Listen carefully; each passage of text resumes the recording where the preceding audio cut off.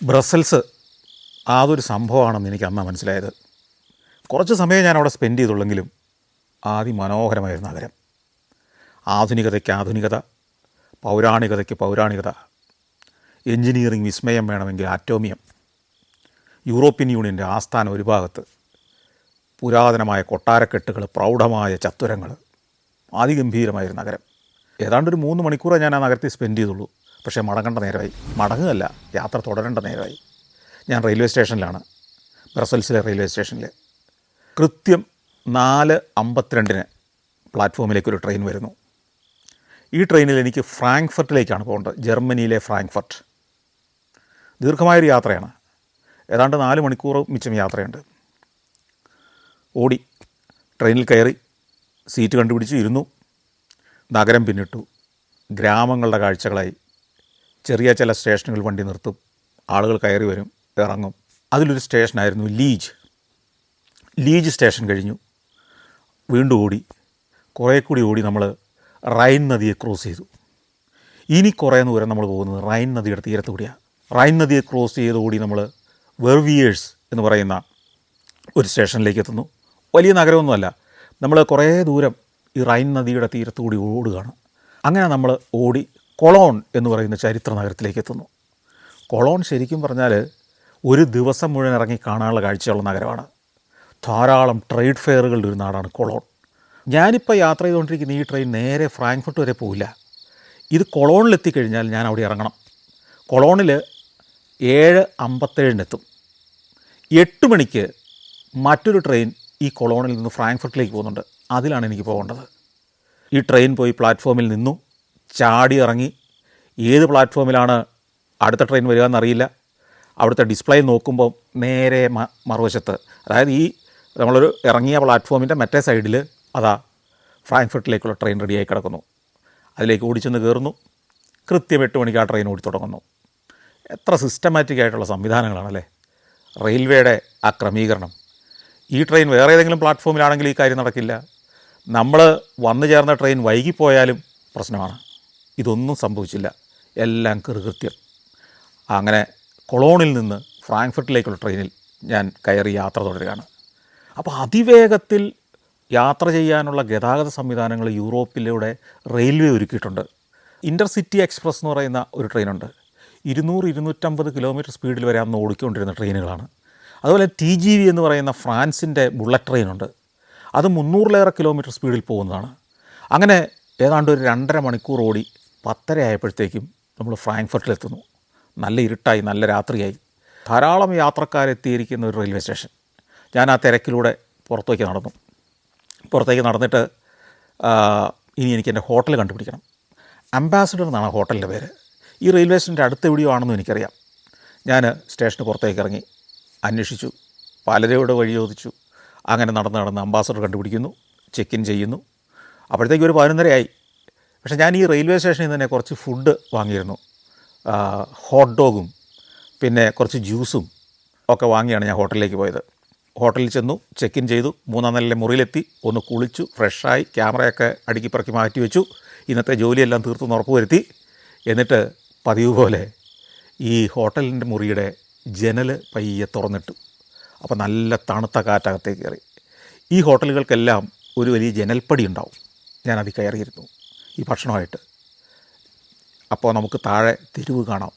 തെരുവിലൂടെ ഈ 11 മണി 12 മണി ആകാറായപ്പോഴും ആളുകൾ നടന്നു പോകുന്നത് കാണാം. ഫ്രാങ്ക്ഫർട്ടിൻ്റെ അമ്പരചുംബികൾ അങ്ങകലെ വെളിച്ചത്തിൽ ഇങ്ങനെ കുളിച്ച് നിൽക്കുന്നത് കാണാം. അതിമനോഹരമായ കാഴ്ചകളാണ്. തെരുവ് സജീവമാണ്. ആ കാഴ്ചകൾ കണ്ട് ആ ജനാലപ്പടിയിലിരുന്ന് അത്താഴവും കഴിച്ച് ഞാനന്ന് കിടന്നുറങ്ങി. പിറ്റേ ദിവസം രാവിലെ തന്നെ ഉണർന്നെഴുന്നേറ്റു. കാരണം ഇന്നൊരു ദിവസമേ ഞാൻ ഫ്രാങ്ക്ഫർട്ടിലുള്ളൂ. ഫ്രാങ്ക്ഫർട്ട് നഗരം കാണുക മാത്രമല്ല ഇന്നത്തെ ലക്ഷ്യം. ആദ്യം എനിക്ക് ഈ ഫ്രാങ്ക്ഫർട്ടിൽ നിന്ന് നഗരത്തിന് പുറത്തേക്ക് ജർമ്മനിയുടെ ഈ ഭാഗത്തെ ഉൾനാടുകളിലേക്ക് പോകണം. റൈൻ നദിയിലൂടെ ഒരു ദീർഘമായ യാത്ര നടത്തണം. ഒത്തിരി കാര്യങ്ങൾ ഇന്ന് ചെയ്യാറുണ്ട്. ക്യാമറയും അനുബന്ധ സാധനങ്ങളൊക്കെ ആയിട്ട് ഞാൻ പെട്ടെന്ന് തന്നെ ഹോട്ടലിൽ നിന്ന് ഇറങ്ങി. ഈ ഫ്രാങ്ക്ഫർട്ടിൽ നിന്ന് ടൂറുകൾ സംഘടിപ്പിക്കുന്ന ഗ്രേ ലൈൻ എന്ന് പറയുന്നൊരു ടൂർ കമ്പനിയുണ്ട്. അവരുടെ ഓഫീസ് ഒരു 3-4 തെരുവിനപ്പുറയാണെന്ന് എനിക്കറിയാം. അത് ഞാൻ രാത്രിയിൽ അതൊക്കെ കണ്ടുപിടിച്ചിട്ടാണ് ഇന്നലെ കിടന്നുറങ്ങിയത്. താഴത്തെ റിസപ്ഷനിൽ വന്ന് ആ സ്ട്രീറ്റ് ഏതാണെന്നൊക്കെ ഒന്ന് ഞാൻ മാപ്പിൽ വരച്ചെടുത്ത് ഒന്നുകൂടി ഒന്ന് ഉറപ്പ് വരുത്തി. എന്നിട്ട് നടത്താൻ തുടങ്ങി. നടന്ന് നടന്ന് പോകുമ്പോൾ പല ഭാഗത്തും റോഡുകളെ ക്രോസ് ചെയ്യാനായിട്ട് സബ്വേകളാണ്. അതായത് റോഡിൻ്റെ ഓരത്ത് താഴേക്ക് ഭൂമിക്കടിയിലേക്ക് കുറച്ച് സ്റ്റെപ്സ് ഉണ്ടാവും. നമ്മൾ ആ സ്റ്റെപ്സ് ഇറങ്ങി ചെന്ന് കഴിഞ്ഞാൽ റോഡിനെ ക്രോസ് ചെയ്യാം. ഇവിടെ നമ്മൾ പല ഹൈവേകളിലും അല്ലെങ്കിൽ പുതിയ പല നഗരഭാഗങ്ങളിലുമൊക്കെ ഓവർ ബ്രിഡ്ജുകൾ പണിയാറുണ്ട്. റെയിൽവേക്ക് നമുക്ക് ഓവർ ബ്രിഡ്ജുകളാണ് അല്ലേ? പ്ലാറ്റ്ഫോമിൽ നിന്ന് അടുത്ത പ്ലാറ്റ്ഫോമിലേക്ക് പോകണമെങ്കിൽ സ്റ്റെപ്സ് കയറി മുകളിൽ കയറിയിട്ട് കടന്നാണ് പോവുക. പക്ഷേ യൂറോപ്പിലെ മിക്കവാറും എല്ലാ റെയിൽവേ സ്റ്റേഷനുകളിലും അല്ലെങ്കിൽ നഗരത്തിൽ തന്നെയാണെങ്കിലും റോഡുകളോ റെയിൽവേ ലൈനുകളോ ക്രോസ് ചെയ്യാൻ വേണ്ടി അവർ സബ്വേകളാണ് ഉപയോഗിക്കുന്നത്. ഭൂമിക്ക് അടിയിലേക്ക് ഇറങ്ങും. ഈ സബ്വേയിലേക്ക് ഇറങ്ങാൻ ഇവിടെ എസ്കലേറ്ററുകളുണ്ട്. അപ്പം നടന്നിറങ്ങുകയും വേണ്ട, അതേ കയറി നിന്നാൽ മതി, താഴേക്കെത്താം. ഈ താഴെ എത്തിക്കഴിഞ്ഞാൽ റോഡിൻ്റെ അടിഭാഗം ഉണ്ടല്ലോ, അത് വേറൊരു ലോകമാണ്. വെറുതെ ക്രോസ് ചെയ്യാനുള്ള ഒരു തുരങ്കം മാത്രമല്ല, ഒരു ഗുഹ മാത്രമല്ല, അതൊരു വലിയ ഷോപ്പിംഗ് മാൾ പോലെയാണ് സെറ്റ് ചെയ്തിരിക്കുന്നത്. വിശാലമായ പാതയുടെ അടിഭാഗത്തെ ഒരു ഷോപ്പിംഗ് ഏരിയയാക്കി മാറ്റിയിരിക്കുക. അതിലൂടെ ഇൻകം ഉണ്ടാകുകയാണ്. ഈ റോഡ് ക്രോസ് ചെയ്യേണ്ടവർ, മറ്റ് തെരുവിലേക്ക് പോകേണ്ടവരൊക്കെ ഈ സബ്വേയിലേക്ക് എസ്കലേറ്റർ ഇറങ്ങി ചെല്ലുന്നു. അവിടെ ചെറിയ കഫേകളുണ്ട്, സുവനീർ കടകളുണ്ട്, ഷോപ്പുകളുണ്ട്, മാഗസിൻസ് വിൽക്കുന്ന കടകളുണ്ട്, പൂക്കളും ബൊക്കയൊക്കെ വിൽക്കുന്ന കടകളുണ്ട്. ഇങ്ങനെ അതൊരു ഷോപ്പിങ്ങിൻ്റെ ലോകമാക്കി മാറ്റിയിരിക്കുക.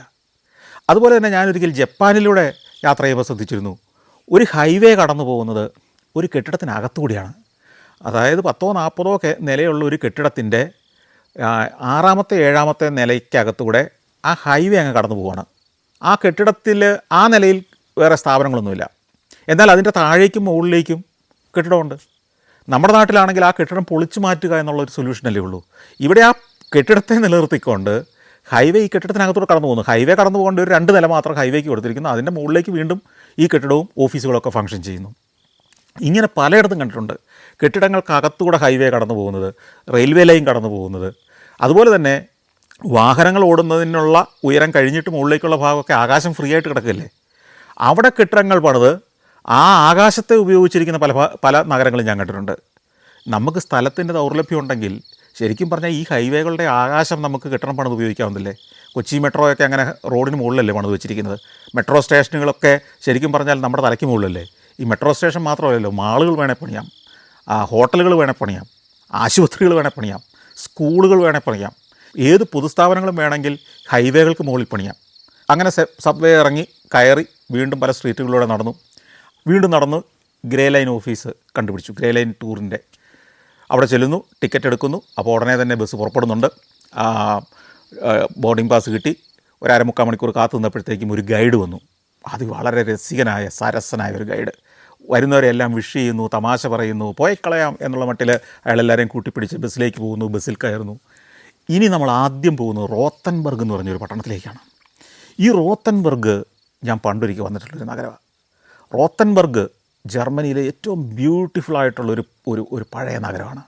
ബ്യൂട്ടിഫുൾ എന്ന് പറഞ്ഞാൽ 1500കളിലും 1600കളിലുമൊക്കെ പ്രതാപത്തോടെ നിലനിന്നൊരു നഗരമാണ്. ബ്യൂട്ടിഫുള്ളായിട്ടുള്ളൊരു നഗരം. ഈ ഫ്രാങ്ക്ഫർട്ടിൽ നിന്ന് റോത്തൻബർഗിലേക്ക് നീണ്ടു കിടക്കുന്ന റോഡ് തന്നെ അറിയപ്പെടുന്നത് റൊമാൻറ്റിക് റോഡ് എന്നാണ്. റൊമാൻറ്റിക് റോഡ് അതിമനോഹരമായ ഭൂപ്രദേശങ്ങളിലൂടെ പോകുന്നത്. പുൽമേടുകൾ, ട്രഡീഷണൽ വീടുകൾ, ആ വീടിനോട് ചേർന്ന് പശുത്തൊഴുത്തുകൾ, കാർഷിക ഭവനങ്ങൾ, വൈക്കോലും അനുബന്ധ കാർഷിക വസ്തുക്കളും ഒക്കെ സൂക്ഷിക്കുന്ന ഷെൽട്ടറുകൾ, അതെല്ലാം മരം കൊണ്ട് പണിത് മേൽക്കൂര ഓടിയിട്ട് അതിൻ്റെ ജാലകപ്പടികളിൽ പൂത്തുലഞ്ഞ പൂക്കൾ വെച്ച് പിടിപ്പിച്ച് ലേസുള്ള കർട്ടനുകളിട്ട ജനാലകളൊക്കെയുള്ള വീടുകൾ. ചില ജനാലകൾ ഇങ്ങനെ മാറ്റി വൃദ്ധരായ ചിലർ ആ ജാലകത്തിലൂടെ വഴിയിലോട്ട് നോക്കി നിൽക്കുന്നതൊക്കെ കാണാം. മനോഹരമായ ഭൂപ്രദേശങ്ങൾ. 2 വരി പാതയേ ഉള്ളൂ. പഴയ പാതയാണ്, നൂറ്റാണ്ടുകളുടെ പഴക്കമുള്ള പാതയാണ് ഈ റൊമാൻറ്റിക് റോഡ്. ഈ റോഡിലൂടെ നമ്മൾ 2 വശത്തെയും കാഴ്ചകൾ കണ്ട് ഒരു യാത്ര നടത്തുക എന്ന് പറഞ്ഞുകൊണ്ടല്ലോ, ഒരാവിസ്മരണീയമായ യാത്രയാണ്. ജർമ്മനി ബ്യൂട്ടിഫുള്ളാണ്, അതിമനോഹരമാണ് ജർമ്മനിയുടെ ഉൾനാടുകളുടെ കാഴ്ചകൾ. അങ്ങനെ ഓടി നമ്മൾ റോത്തൻബർഗിലേക്ക് എത്തുകയാണ്. ഞാൻ ഈ റോത്തൻബർഗിൽ പണ്ടൊരിക്കൽ വന്നിട്ടുണ്ട്. ആ യാത്ര ഞാൻ നേരത്തെ പറഞ്ഞിട്ടുണ്ട്. ഫ്രാങ്ക്ഫർട്ടിൽ നിന്ന് ആരംഭിച്ച് Germany, check republic, Poland, Belarus, Russia, Finland, Sweden, Denmark ഒക്കെ പിന്നിട്ട് ജർമ്മനിയിലെ ഫ്രാങ്ക്ഫർട്ടിൽ തിരിച്ചു വന്ന ഒരു യാത്ര. ആ ദീർഘമായ യാത്രയിൽ തമാര എന്ന് പറയുന്നൊരു ഗൈഡിൻ്റെ കഥ ഞാൻ പറഞ്ഞിരുന്നു. ആ തമാര ഞങ്ങളെ പല പല കാഴ്ചകളിലൂടെ കൊണ്ടുപോയത്, സരസമായി ഞങ്ങളെ നയിച്ചത്, കഥകൾ പറഞ്ഞതൊക്കെ ഈ സഞ്ചാരിയുടെ കുറിപ്പ് തന്നെ ഞാൻ നേരത്തെ പറഞ്ഞിട്ടുണ്ട്. തമാരയോടൊപ്പമുള്ള യാത്ര ഒരു അവിസ്മരണീയമായ യാത്രയായിരുന്നു. അപ്പോൾ തമാരയുമായിട്ട് ഫ്രാങ്ക്ഫർട്ടിൽ നിന്ന് യാത്ര ചെയ്ത് 2001 ഞങ്ങൾ ആദ്യം എത്തിയത് ഈ റോത്തൻബർഗിലായിരുന്നു. പക്ഷേ അന്നൊരു കഷ്ടകാലം ഉണ്ടായി. ഭീകരമായ മഴയായിരുന്നു. എനിക്ക് കുടയൊന്നുമില്ലായിരുന്നു. യൂറോപ്യൻ യാത്രയിൽ കുട കൊണ്ടുപോകണം എന്ന് ഞാൻ പഠിച്ചത് അന്നത്തെ ആ യാത്രയോടുകൂടിയാണ്. കുടയില്ലാതെ ഡീസൻ്റായിട്ട് ഞാൻ ചെന്നിറങ്ങുമ്പോൾ ഉണ്ടല്ലോ, ഞങ്ങളൊരു ബസ്സിലാണ്, 10-40 ആളുണ്ട്. ഞാനൊഴികെ ബാക്കി എല്ലാവരും അവർ കയറി വരുമ്പോൾ അവരുടെ കുടയൊന്നും കണ്ടില്ലെങ്കിൽ അവരുടെ എല്ലാം ബാഗിലൊരു കുട എപ്പോഴും ഉണ്ടായിരുന്നു. അവർ ബസ്സിൽ നിന്ന് ഇറങ്ങുന്നു, കുട ചൂടി അങ്ങ് പോകുന്നു. ഞാൻ മാത്രം പുറത്തിറങ്ങാൻ കഴിയാതെ അങ്ങനെ നിൽക്കുകയാണ്. വേറെ 1-2 പേരും ഉണ്ടായിരുന്നു എൻ്റെ പോലെ തന്നെ മണ്ടന്മാരായിട്ടുള്ളവർ. ഉടനെ തമാര വന്നിട്ടൊരു ചിരി ചിരിച്ചിട്ട് ചോദിച്ചു, കോട്ടയില്ലല്ലേ? ഞാൻ പറഞ്ഞില്ല. ഒരു കാര്യം ചെയ്തോളൂ, ഇന്നത്തെ ആദ്യത്തെ പരിപാടി നിങ്ങളേത് ഒരു കുട മേടിക്കലാണ്. കാരണം ഇനി അങ്ങോട്ട് 10-25 ദിവസം നമ്മൾ ഒന്നിച്ച് യാത്ര ചെയ്യാൻ പോവുക. പല നഗരത്തിലും മഴയായിരിക്കും. വിൻ്റർ തുടങ്ങിയിരിക്കുന്നത് നിങ്ങൾക്ക് അറിയാമല്ലേ? അപ്പോൾ കുട മേടിക്കണം. യൂറോപ്പിലേക്ക് നിങ്ങൾ യാത്ര ചെയ്യുകയാണെങ്കിൽ ഒരു കുട കരുതിയിരിക്കണം. കാരണം എപ്പോഴാണ് മഴ പെയ്യുക എന്ന് പറയാൻ പറ്റില്ല. അവിടെ ഒരു മഴക്കാലമില്ല, പക്ഷേ എപ്പോൾ വേണേലും മഴ പെയ്യാം. ഈ തമാര തന്നെ ഒരു കട കാണിച്ചു തന്നു. അവിടെ ഈ സുവനീറുകളും ടൂറിസ്റ്റുകൾക്ക് പല സാധനങ്ങളും വിൽക്കുന്ന സ്ഥലമാണ്. അവിടെ എപ്പോഴും ഇങ്ങനെ കുടയൊക്കെ വിൽക്കാൻ വെച്ചിട്ടുണ്ടാവും. അവിടെ ചെന്ന് ഞാനൊരു ചെറിയ കുടയൊക്കെ മേടിച്ചു. എൻ്റെ കുടയുടെ ചുവട്ടിൽ ഒരു വൃദ്ധയും യാത്ര ചെയ്ത കഥയൊക്കെ ഞാൻ ആ ഡയറി കുറിപ്പ് പറഞ്ഞിരുന്നു. അപ്പോൾ അന്ന് പക്ഷേ ഈ കുടയും ചൂടി എനിക്ക് അധികം ഷൂട്ട് ചെയ്യാൻ പറ്റുമായിരുന്നു. അന്നത്തെ ഹ്യൂജ് ക്യാമറയാണ്. അതുകൊണ്ട് തന്നെയാണ് ഇത്തവണ ഞാൻ റോത്തൻബർഗ് ഒന്നുകൂടെ കാണുമെന്ന് വിചാരിച്ചത്. പക്ഷേ ആ മഴയത്താണെങ്കിലും അന്ന് ഞാൻ കണ്ടപ്പോൾ എന്നെ വല്ലാണ്ട് വശീകരിച്ചൊരു നഗരമായിരുന്നു. നഗരത്തിലെത്തി, വണ്ടി പാർക്കിങ്ങിൽ ചെന്നു. ഇറങ്ങുമ്പോൾ രസമായ കാര്യം എന്തറിയോ? ഇത്തവണയും ചാറ്റൽ മഴയാണ്. ഇത്തവണയും ചതിച്ചിരിക്കുന്നു. പക്ഷേ ക്യാമറ കുറച്ചുകൂടെ ചെറുതാണ്, കുടയുണ്ട് കയ്യിൽ. കഴിഞ്ഞ തവണത്തെ അത്ര വലിയ മഴയല്ല. അതുകൊണ്ട് ഞാൻ ക്യാമറയായിട്ട് ഇറങ്ങി. റോത്തൻബർഗിൽ ഒരു കോട്ടയുണ്ട്, അതാണ് പ്രധാന കാഴ്ച. ഈ വലിയൊരു കോട്ടയല്ല, ഒരു 2 ആൾ പൊക്കമുള്ള കോട്ട. പക്ഷേ അതിന് മുകളിലൊരു മേൽക്കൂരയൊക്കെ ഉണ്ട്. ഈ കോട്ടയുടെ ചുറ്റും ഇതിന് ചുറ്റും മുകളിലൂടെ ഒരു മേൽക്കൂരയുണ്ട്. കാവൽക്കാർക്ക് നടക്കാനുള്ള മേൽക്കൂരയിട്ട ഒരു ഭാഗമാണ് കോട്ടയ്ക്ക് മുകളിലൂടെ. ഈ കോട്ടയിൽ അവിടെ ഇവിടെയെല്ലാം നിരീക്ഷണ ഗോപുരങ്ങളുണ്ട്. ഈ നിരീക്ഷണ ഗോപുരത്തിലേക്കും കോട്ടയ്ക്ക് മുകളിലെ ഈ മേൽക്കൂരയ്ക്കടിയിലൂടെയൊക്കെ നമുക്ക് നടന്ന് ഈ നിരീക്ഷണ ഗോപുരത്തിനകത്ത് കയറാം.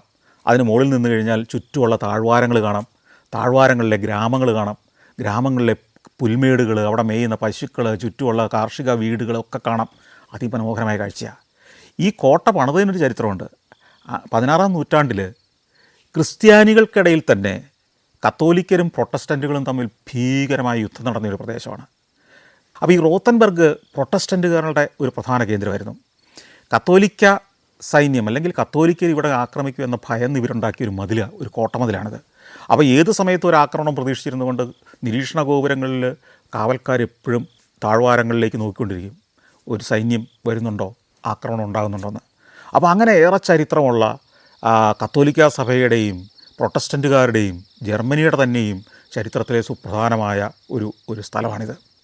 ആ കോട്ടയുടെ മുകളിലൂടെ എല്ലാം നടന്നു, താഴേക്ക് ഇറങ്ങി വന്നു, നഗരത്തിൻ്റെ പുരാതന നഗരഭാഗത്തേക്ക് എത്തി. ഇതെല്ലാം കോട്ടയെല്ലാം ഈ നഗരത്തിന് നടുക്ക് തന്നെയാണ്. അതിമനോഹരമായ കല്ല് വിരിച്ച തെരുവുകൾ, കല്ലാണ്. അതിൽ ഓരങ്ങളിൽ മരം കൊണ്ടും കല്ലുകൊണ്ടും കെട്ടിയ വീടുകൾ. അതായത് ഈ കല്ലുകൊണ്ട് ഭിത്തി കെട്ടിയിട്ട് അതിനിടയ്ക്കൂടെ ക്രോസായിട്ട് മരം അടിച്ച് കയറ്റിയിരിക്കുക മരങ്ങളാണ്, വലിയ മരത്തടികളാണ്. മനോഹരമായ കാഴ്ച, രസകരമാണ്. മേൽക്കൂര, ചെരിഞ്ഞ മേൽക്കൂര, 2-3 നിലയുള്ള കെട്ടിടങ്ങൾ. ഇതിൻ്റെ അടിയിലെല്ലാം സുവനീറുകളാണ്. അവിടെ വാങ്ങാൻ കിട്ടുന്ന ഏറ്റവും വലിയ സുവനീർ എന്താണെന്നറിയോ? ഏറ്റവും അധികം കച്ചവടം നടക്കുന്ന സുവനീർ ഒരുതരം ഉണ്ടയാണ്. ചോക്ലേറ്റ് ഉണ്ട, ഇത്രയും വലിപ്പമുണ്ട്. നമ്മുടെ വലിയ ശർക്കരയുണ്ടയില്ലേ, അതിനേക്കാൾ വലിപ്പമുണ്ട്. ഈ ചോക്ലേറ്റ് ഉണ്ട അവിടെ വരുന്ന എല്ലാവരും വാങ്ങിച്ചുകൊണ്ട് പോകും.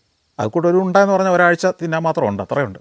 ഈ ഗ്രാമം ഞാൻ പറഞ്ഞല്ലോ, ഇവിടുന്ന് താഴേക്ക് നോക്കുമ്പോൾ നിരവധി കാർഷിക ഗ്രാമങ്ങളുണ്ട്. അവിടുത്തെ പ്രധാന തൊഴിലെന്ന് പറഞ്ഞാൽ പശു വളർത്തലാണ്. ഈ റോത്തൻബർഗിൻ്റെ ഗ്രാമങ്ങളിൽ ഡയറി ഫാമുകളുണ്ട് നിരവധി. അതുപോലെ തന്നെ ആ ഡയറി ഫാമിൽ നിന്ന് ചീസും ചോക്ലേറ്റുമാണ് പ്രധാനമായിട്ട് അവർ ഉൽപ്പാദിപ്പിക്കുന്നത്. ആ ചീസും ചോക്ലേറ്റുമാണ് ഇത്തരം സുവനീർ കടകളിൽ വിൽക്കാൻ വെച്ചിരിക്കുന്നത്. അപ്പോൾ അതായത് ഒരു ടൂറിസം ഒരു പ്രദേശത്തെ ഗ്രാമീണ കർഷകരെ എങ്ങനെ സപ്പോർട്ട് ചെയ്യുന്നു, അവരുടെ ഉൽപ്പന്നങ്ങൾ വിൽക്കാൻ ടൂറിസം എങ്ങനെ സാധ്യമാക്കുന്നു എന്നൊക്കെയാണ് നമ്മളവിടെ നിന്ന് കാണുന്നത്. അവിടെ ഈ കാഴ്ചയെല്ലാം കണ്ട് നിന്നപ്പോഴത്തേക്കും നമ്മുടെ ഗൈഡ് വന്നു. എത്താൻ പറഞ്ഞിരുന്ന സ്ഥലത്ത് ഞങ്ങളെല്ലാവരും കൃത്യസമയത്ത് തന്നെ എത്തി. ഗൈഡ് വേറെ എവിടേക്കോ പോയി, കഥ പറയാനൊന്നും ഞങ്ങളുടെ കൂടെ ഉണ്ടായിരുന്നില്ല. പക്ഷേ വരുമ്പോൾ ഇയാൾ ഭയങ്കര ആവേശഭരിതനായിട്ട് സംസാരിക്കും, തമാശകൾ പറയും. അത് കഴിഞ്ഞ് പിന്നെ കുറേ നേരത്തെ പുള്ളിയെ കാണില്ല. ഏതായാലും ബസ് പുറപ്പെടാൻ സമയമായി. ഞങ്ങൾ ബസ്സിൽ കയറി. ഇനിയും കുറേ ദൂരം ഓടി നമ്മൾ റൈൻ നദിയിലേക്ക് പോവുകയാണ്. റൈൻ നദിയുടെ തീരത്തെ ഒരു ചരിത്ര നഗരത്തിലേക്കാണ് അടുത്ത പോക്ക്. കുറേ ദൂരം ഓടി നമ്മൾ റൂഡേഷെയിം എന്ന് പറയുന്ന ഒരു ചെറിയ നഗരത്തിലേക്ക് എത്തുന്നു. ഇത് റൈൻ നദിയുടെ തീരത്തെ ഒരു നഗരമാണ്. പണ്ടുകാലത്ത് ഈ റൈൻ നദി ഈ യൂറോപ്പിലൂടെയുള്ള ഒരു ഗതാഗതത്തിൻ്റെ പ്രധാന കേന്ദ്രമായിരുന്നു. ഈ റൈൻ നദി ഉത്ഭവിക്കുന്നത് ആൽപ്സിൽ നിന്നാണ്. സ്വിറ്റ്സർലൻഡിലെ ആൽപ്സ് പ്രദേശത്ത് നിന്ന് ഒഴുകി താഴെ വന്ന് അങ്ങനെ ഏതാണ്ട് പടിഞ്ഞാറൻ ഭാഗം ചേർന്ന്, യൂറോപ്പിൻ്റെ പടിഞ്ഞാറൻ ഭാഗം ചേർന്ന് പല രാജ്യങ്ങൾ പിന്നിട്ട് നെതർലാൻഡ്സിൽ വെച്ചിട്ട് അത് നോർത്ത് സീയിൽ ചെന്ന് കയറും.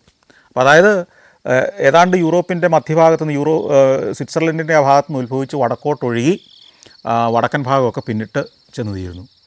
ഇത് വലിയ ഗതാഗത തിരക്കുണ്ടായിരുന്ന ഒരു നദിയാണ്. കാരണം പണ്ട് റെയിൽവേ വരുന്നതിന് മുമ്പ്, റോഡുകളിലൂടെ മോട്ടോർ വാഹനങ്ങളൊക്കെ വരുന്നതിന് മുമ്പ് ഉൾനാടുകളിലേക്ക് ചരക്ക് നീക്കം നടത്തിയിരുന്നത്, തുറമുഖങ്ങളിൽ നിന്ന് ഉൾനാടുകളിലേക്ക് ചരക്ക് കൊണ്ടുവന്നിരുന്നത്, ഉൾനാടുകളിലെ ഉൽപ്പന്നങ്ങൾ തുറമുഖങ്ങളിലേക്ക് കൊണ്ടുവരുന്നത്, ഇടയ്ക്കുള്ള നഗരങ്ങളെല്ലാം കണക്ട് ചെയ്ത് ഗതാഗതം നടത്തിയിരുന്നതൊക്കെ ഈ റൈനിലൂടെയുള്ള ജലവാഹനങ്ങളിലാണ്. ഇന്നും ഈ റൈൻ നദി ഗതാഗതത്തിൻ്റെ ഒരു കേന്ദ്രമാണ്.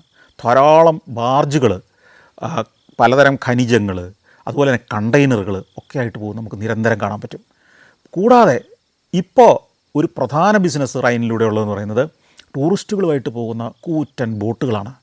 2, 3, 4 നില വരെയുള്ള ബോട്ടുകളുണ്ട്. ഒരു ചെറു കപ്പലെന്ന് വേണേൽ പറയാം.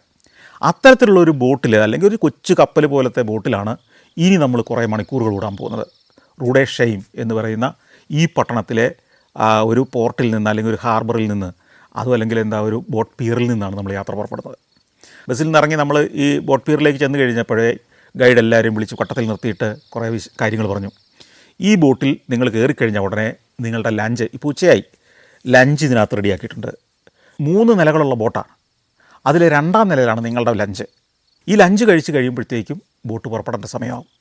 അപ്പോൾ നിങ്ങൾ അപ്പർ ഡെക്കിലേക്ക് കയറണം.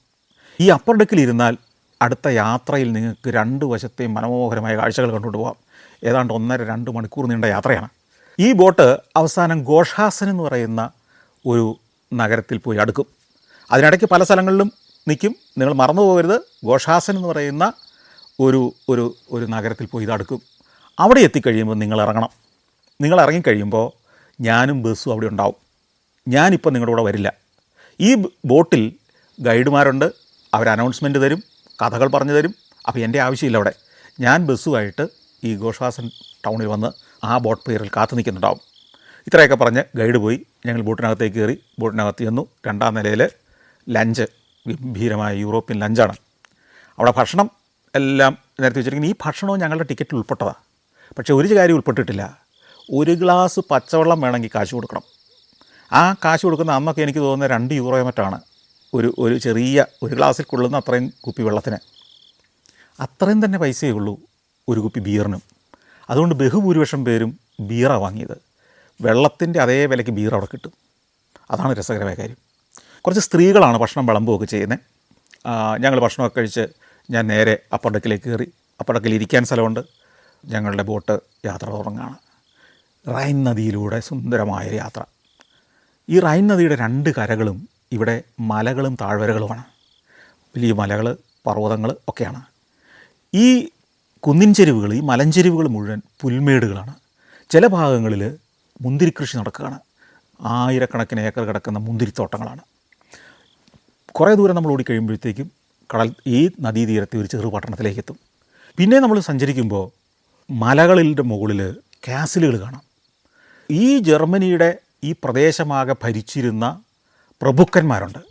ഈ പ്രഭുക്കന്മാർ അവിടെ ആസ്ഥാനമാക്കിയാണ് ഭരിച്ചിരുന്നത്. അന്ന് കൃഷിയും വാണിജ്യവും കൊണ്ട് സമ്പന്നമായിരുന്ന പ്രഭുക്കന്മാരാണവർ. അവരുടെ കൂറ്റൻ കാസിലുകൾ, ചിലത് മലയുടെ താഴ്വാരങ്ങളിൽ, ചിലത് മലയുടെ മുകളിൽ, ചിലത് ഈ നദിയിലേക്ക് തള്ളി നിൽക്കുന്ന ഒരു മുനമ്പിൽ ഒക്കെ പണിത് വെച്ചിരിക്കുന്നു. ചില ഭാഗങ്ങളിലേക്ക് നമ്മൾ ചെല്ലുമ്പോൾ കാണുന്നുണ്ടല്ലോ, ഈ നദിക്കകത്ത് തന്നെ ചെറിയ കാവൽമാടങ്ങൾ പണിത് വെച്ചിരിക്കുന്നു. ഈ നദി ഞാൻ പറഞ്ഞാൽ ഒരു കാലത്തെ ഗതാഗതത്തിൻ്റെ ഹൈവേ ആയിരുന്നു, വാട്ടർ ഹൈവേ എന്ന് വേണം പറയാം. കരയിലൂടെ അല്ലാതെ നദിയിലൂടെയായിരുന്നു യൂറോപ്പിൻ്റെ ഈ ഹൃദയഭൂമിയിലൂടെ ചരക്ക് നീക്കം. യൂറോപ്പ് അന്ന് വളരെ സമ്പന്നതയിലായിരുന്ന ഒരു കാലമാണ്. അപ്പം അവർക്ക് വേണ്ട കൺസ്യൂമർ പ്രോഡക്ട്സ് നിരവധിയുണ്ട്. വസ്ത്രം, ഭക്ഷണം, നിരവധിയായ നിത്യോപയോഗ സാധനങ്ങൾ, ഇതെല്ലാം ആധുനികമായ രീതിയിൽ അന്നും 1400കളിലും 500കളിലൊക്കെ ഉപയോഗിച്ചിരുന്നു. അപ്പം കരയിലൂടെയുള്ള ഗതാഗതത്തേക്കാൾ ചീപ്പും സൗകര്യപ്രദവും ഈ റൈനിലൂടെയുള്ള ഗതാഗതമായിരുന്നു. അപ്പോൾ ഇങ്ങനെ ഈ റൈൻ വലിയൊരു വാണിജ്യപാതയായി നിന്നിരുന്ന കാലത്ത് അതിൻ്റെ 2 വശങ്ങളിലെയും നഗരങ്ങൾ, 2 തീരങ്ങളിലെയും നഗരങ്ങൾ ഫ്ലറിഷ് ചെയ്തു. ആ ഫ്ലറിഷ് ചെയ്ത് ഓരോ നഗരത്തിനും പ്രഭുക്കന്മാർ ഭരിച്ചിരുന്നു. ആ ഭരിച്ച പ്രഭുക്കന്മാർ സുരക്ഷിതമായ കേന്ദ്രങ്ങളിൽ അവരുടെ കാസിലുകൾ പണിതു. വീടും കോട്ടയും കൂടെ ചേർന്നതിനാണ് ഈ കാസിൽ എന്ന് പറയുന്നത്. അതിനകത്തിരുന്നാണ് അവർ ഭരിച്ചത്. അപ്പോൾ ഇവരുടെ ഈ കാസിലിന് മുന്നിലൂടെ കടന്നു പോകുന്ന ഓരോ വാഹനത്തിൽ നിന്നും ജലവാഹനത്തിൽ നിന്നും ചരക്കുവിൻ്റെ ചുങ്കം പിരിച്ചാണ് ഇവർ സമ്പത്ത് നേടിയത്. അങ്ങനെ പലയിടത്തും ചുങ്കം പിരിക്കുന്ന കേന്ദ്രങ്ങൾ കാണാം ഈ നദിയിൽ. അങ്ങനെ നമ്മൾ യാത്ര ചെയ്യുമ്പോൾ 10, 500, 600 കൊല്ലം മുമ്പത്തെ യൂറോപ്പിൻ്റെ ഒരു കാഴ്ചയിലൂടെ സഞ്ചരിക്കുന്നത് പോലെയാണ്. നൂറ്റാണ്ടുകളുടെ മുമ്പുള്ള യൂറോപ്പിൻ്റെ ഒരു ചിത്രം നമ്മുടെ മനസ്സിലേക്ക് വരും. നമ്മൾ കണ്ടിട്ടുള്ള പഴയ പല സിനിമകളും നമ്മുടെ ഓർമ്മയിലേക്ക് വരും. അങ്ങനെ പോകുമ്പോഴാണ് ഒരു കോട്ട, ഒരു കാസിൽ, റൈൻഫെൽസ് കാസിൽ എന്നാണ് അതിൻ്റെ പേര്. ഈ റൈൻഫെൽ കാസിലിന് വലിയൊരു ചരിത്രമുണ്ട്. കത്തോലിക്ക സഭ യൂറോപ്പ് ഭരിച്ചിരുന്നൊരു കാലമുണ്ട്. പോപ്പ് ഭരണാധികാരിയായി യൂറോപ്പിനെ ഭരിച്ചിരുന്നൊരു കാലം. അന്ന് ഈ പ്രദേശത്തിൻ്റെ ഭരണം ആർച്ച് ബിഷപ്പുമാർക്കായിരുന്നു. അതായത് ഇന്ന് പള്ളി ഭരണം നടത്തുന്ന ആർച്ച് ബിഷപ്പുമാർ ഒരു കാലത്ത് യൂറോപ്പിൻ്റെ യഥാർത്ഥ പൊളിറ്റിക്കൽ ഭരണാധികാരികളായിരുന്ന കാലമുണ്ട്. അപ്പോൾ ഇത്തരത്തിൽ പല കാസിലുകളിലും അന്ന് താമസിച്ചിരുന്നതും ഭരിച്ചിരുന്നതും ആർച്ച് ബിഷപ്പുമാരാണ്. പോപ്പ് റോമിലിരുന്ന് ആ വിശുദ്ധ റോമാ സാമ്രാജ്യം എന്ന് പറയുന്ന ഈ ഭാഗം എല്ലാം ഭരിച്ച ചക്രവർത്തിയായിട്ട് ഭരിക്കുമ്പോൾ ഈ ആർച്ച് ബിഷപ്പുമാർക്കായിരുന്നു പ്രാദേശിക ഭരണത്തിന് ചുമതല. അതിൽ ഈ പ്രദേശത്തെ ആർച്ച് ബിഷപ്പിൻ്റെ ആസ്ഥാനവും കൊട്ടാരവുമായിരുന്നു റൈൻഫെൽസ് കാസിൽ. അപ്പോൾ ആ കാസിൽ അതിൻ്റെ ചരിത്രം, അതിൻ്റെ കഥകളൊക്കെ അനൗൺസ് ചെയ്യുന്നുണ്ട്. അത് കടന്ന് ചെന്ന് കഴിയുമ്പോഴത്തേക്ക് അതിൻ്റെ മുമ്പിൽ, കാസിലിൻ്റെ മുമ്പിൽ വേറൊരു ചെറിയ കെട്ടിടമുണ്ട്. അത് കസ്റ്റംസ് ഹൗസായിരുന്നു അന്നത്തെ. ബിഷപ്പുമാർ ചുങ്കം പിരിച്ചിരുന്നൊരു കാലമുണ്ട്. യൂറോപ്പിലെ സഭകളുടെ മതത്തിൻ്റെ ചരിത്രം പഠിക്കുമ്പോൾ നാടകീയവും അത്ഭുതകരവും നമ്മൾ ഒരിക്കലും പ്രതീക്ഷിക്കാത്തതുമായ ഭീകരമായ ഭരണത്തിൻ്റെയും ക്രൂരതകളുടെയും നാടകീയമായ അട്ടിമറികളുടെയും ഒക്കെ വിചിത്രമായ കഥകളുണ്ട്. അതിനാണ് നമ്മൾ ചരിത്രം പഠിക്കണമെന്ന് പറയുന്നത്.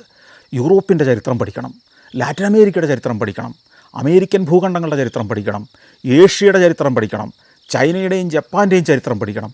ചരിത്രം പഠിക്കാതെ ഇന്നലത്തെ മിനിങ്ങാനത്തെ പത്രം വായിച്ചിട്ട് അല്ലെ സോഷ്യൽ മീഡിയയിൽ വരുന്ന എന്തെങ്കിലും ഒരു കമൻറ്റ് കേട്ടിട്ട് ഒരു രാജ്യത്തെയോ ഒരു ജനസമൂഹത്തെയോ നമ്മൾ കുറ്റം പറയുകയും വിമർശിക്കുകയും പരിഹസിക്കുകയും ചെയ്യുന്നതിൽ യാതൊരു അർത്ഥവുമില്ല. ഇങ്ങനെ മതങ്ങളുടെയും രാഷ്ട്രങ്ങളുടെയും ഒക്കെ ചരിത്രത്തിലൂടെ സഞ്ചരിക്കുമ്പോഴാണ് നമ്മൾ മറ്റൊരു ലോകത്തിലേക്ക് എത്തുന്നത്.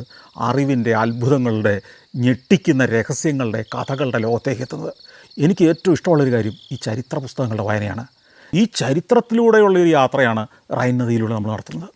അങ്ങനെ പല കാസിലുകൾ, പല ചെറിയ ചെറിയ പട്ടണങ്ങൾ, അവിടുത്തെ തീരങ്ങളിലെ കാഴ്ചകൾ ഒക്കെ കണ്ടുകൊണ്ട് യാത്ര ചെയ്ത് 2 മണിക്കൂർ ഓടി. ഇതിനിടയ്ക്ക് അസ്മൻഹോസൻ എന്ന് പറയുന്ന ഒരു പട്ടണം നമ്മൾ കടന്നു പോകുന്നുണ്ട്.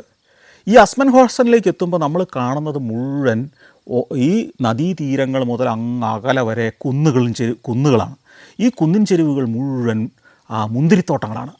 അപ്പോൾ ഒരു അനൗൺസ്മെൻറ്റ് വന്നു, യൂറോപ്പിലെ തന്നെ ഏറ്റവും മികച്ച റെഡ് വൈൻ ഉൽപ്പാദിപ്പിക്കുന്ന പ്രദേശമാണ് ഈ അസ്മൻഹോസൻ.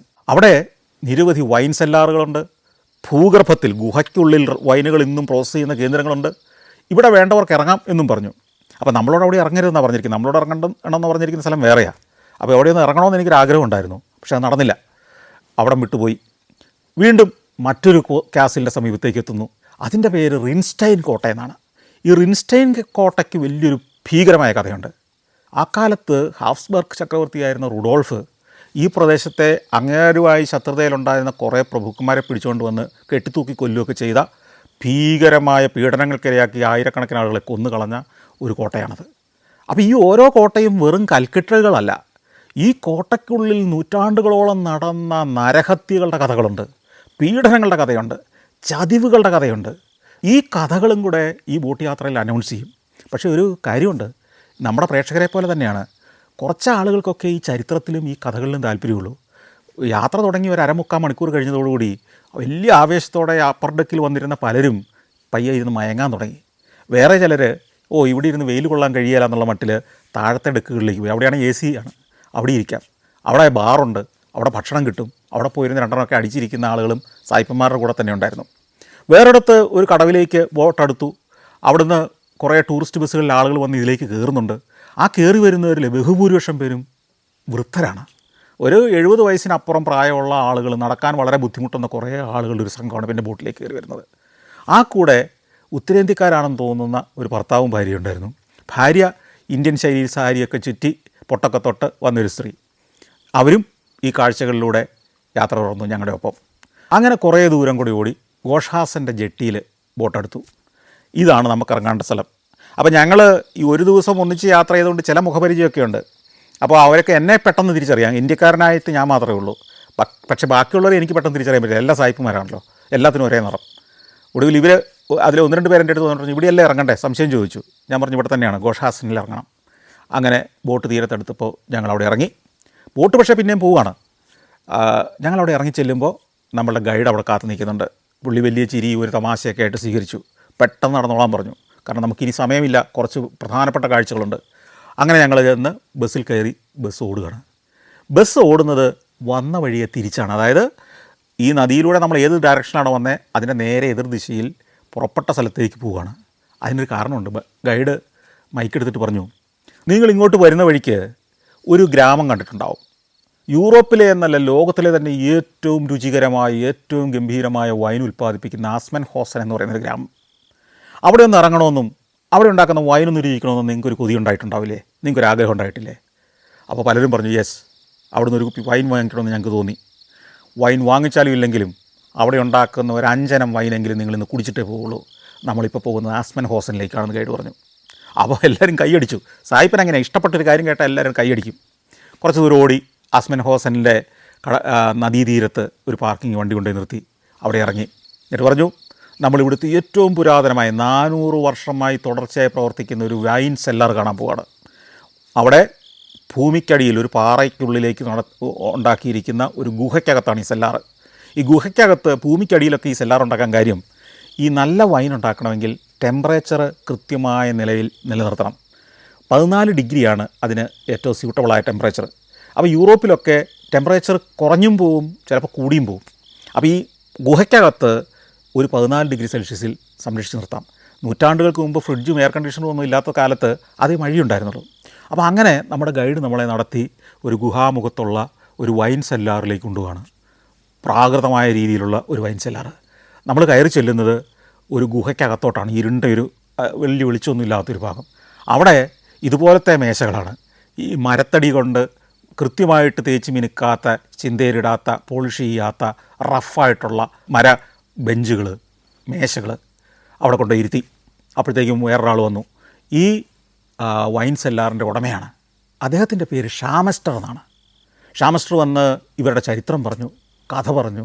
ഇതേത് നൂറ്റാണ്ടിലുണ്ടാക്കി, ഇവിടെ എങ്ങനെയാണ് വൈൻ ഉൽപ്പാദിപ്പിക്കുന്നത്, ഇവർക്ക് സ്വന്തമായിട്ടുള്ള തോട്ടത്തെക്കുറിച്ച്, അവിടെ നടക്കുന്ന കൃഷിയുടെ രീതികളെക്കുറിച്ച് ഒക്കെ അയാൾ പറഞ്ഞു. എന്നിട്ട് പറഞ്ഞു, ഞങ്ങളുടെ വൈൻ നിങ്ങൾക്ക് വേണേൽ വാങ്ങാം, വാങ്ങിയാലും ഇല്ലെങ്കിലും ഞങ്ങൾ കുറേ വൈനുകൾ നിങ്ങളെ പരിചയപ്പെടുത്തും, നിങ്ങൾക്കത് ടേസ്റ്റ് ചെയ്യാം. ആദ്യത്തെ ഒരു കുപ്പി എടുത്തു. അതിനകത്തുനിന്ന് എല്ലാവർക്കും ചെറിയൊരു ഗ്ലാസ്സിൽ കുറേശ്ശെ ഒഴിച്ചു കൊടുത്തു. അതെങ്ങനെയാണ് രുചിക്കേണ്ടതെന്ന് പറഞ്ഞു തന്നു. അതാദ്യം ഗോബ്ലറ്റിലിട്ടൊന്ന് കറക്കണം, എന്നിട്ട് മണക്കണം, എന്നിട്ട് ചെറുതായിട്ട് രുചിക്കണം, വായിലിട്ടൊന്ന് അതിൻ്റെ രുചിഭേദങ്ങൾ അറിയണം, അത് കഴിഞ്ഞ് കഴിക്കണം. ഇങ്ങനെ ആ സിസ്റ്റം പറഞ്ഞു തന്നു. അത് കുടിച്ചു. സായിപ്പുമാരെല്ലാം ആവേശഭരിതരായി. അവർ പറഞ്ഞു വാവ്, ബ്യൂട്ടിഫുൾ, വണ്ടർഫുൾ എന്നൊക്കെ പറഞ്ഞു. അപ്പോഴത്തേക്കും ഷാമസ്റ്ററും ആവേശഭരിതനായി. പുള്ളി ഒരു വിശദീകരണമൊക്കെ തന്നിട്ട് 2ാമത്തെ കുപ്പി വൈനെടുത്തു, എല്ലാവർക്കും ഒഴിച്ചു കൊടുത്തു. വിശദീകരണമൊക്കെ കഴിഞ്ഞപ്പോഴത്തേക്ക് എല്ലാവരോടും കുടിച്ചോളാൻ പറഞ്ഞു. ആ സമയത്തേക്ക് കുടിച്ചു. കഴിഞ്ഞില്ല, 3ാമത്തെ കുപ്പി വന്നു. അടുത്തത് ഇദ്ദേഹം പറഞ്ഞു, ഇനി വേറൊരു ഇനമാണ് തരുന്നത്, ഐസ് വൈൻ എന്നാണ് ഇതിൻ്റെ പേര്. ഒഴിച്ചു. എല്ലാവരും ഇതേപോലെ തന്നെ കുടിച്ചു. 5ാമത്തെ ഇനവും കൂടെ വന്നു. ഈ 4ാമത്തെയൊക്കെ കുടിച്ചു കഴിഞ്ഞപ്പോഴത്തേക്കുണ്ടല്ലോ സായിപ്പുമാർ കുറച്ചുകൂടെ വിശേഷങ്ങൾ ഉറക്കെ പറയാൻ തുടങ്ങി. ഇത് കുടിച്ചതിൻ്റെ ആവേശത്തിൽ പൊട്ടിച്ചിരിക്കാൻ തുടങ്ങി. അതുവരെ മിണ്ടാതിരുന്നവരൊക്കെ വലിയ ഉറക്ക വർത്താനം പറയാൻ തുടങ്ങി. അപ്പോഴത്തേക്ക് 5ാമത്തെ കുപ്പി എത്തി. അതും വിളമ്പി. ഈ 5ാമത്തെയും കഴിഞ്ഞതോടുകൂടി വൈൻ ടേസ്റ്റിംഗ് അവസാനിച്ചു. ഈ വൈൻ സെല്ലാറിൻ്റെ ഉടമസ്ഥൻ ഷാമസ്റ്റർ പറഞ്ഞു, ഇനി നിങ്ങൾ ഈ രുചിച്ച ഏതെങ്കിലും ഒരു കുപ്പി ഉള്ള വൈൻ വാങ്ങണമെന്ന് നിങ്ങൾക്ക് തോന്നുന്നുണ്ടെങ്കിൽ അത് നിങ്ങൾക്ക് വാങ്ങാം. അങ്ങനെ ഷാമസ്റ്ററിൻ്റെ കൂടെ അതിൻ്റെ ആ വിൽപ്പനാ കേന്ദ്രത്തിലേക്ക് പോകുന്നു. അവിടെ പല വൈൻ നിരത്തി വെച്ചിരിക്കുന്നു. അവരിങ്ങനെ കച്ചവടം തുടങ്ങിയപ്പോഴത്തേക്കും ഞാൻ ഈ സെല്ലാറിനകത്തൂടെ നടത്താൻ തുടങ്ങി.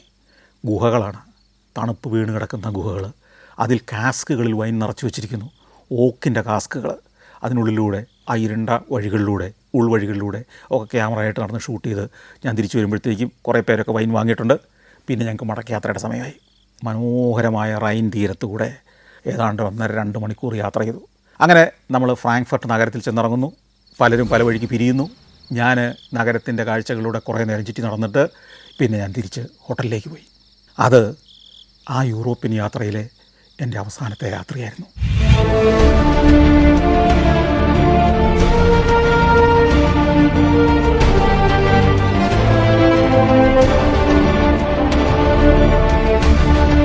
Alaska, Romania, Austria, Slovakia, Phuket 5 രാജ്യങ്ങളിൽ നിന്നുള്ള അപൂർവ സുന്ദരമായ അനേകം കാഴ്ചകൾ. ഫുൾ HD-യിലുള്ള ഈ അപൂർവ ദൃശ്യയാത്രാ വിവരണ ശേഖരം സ്വന്തമാക്കാൻ 9995 444 222 എന്ന നമ്പറിലേക്ക് സഞ്ചാരം എന്ന് SMS ചെയ്യൂ.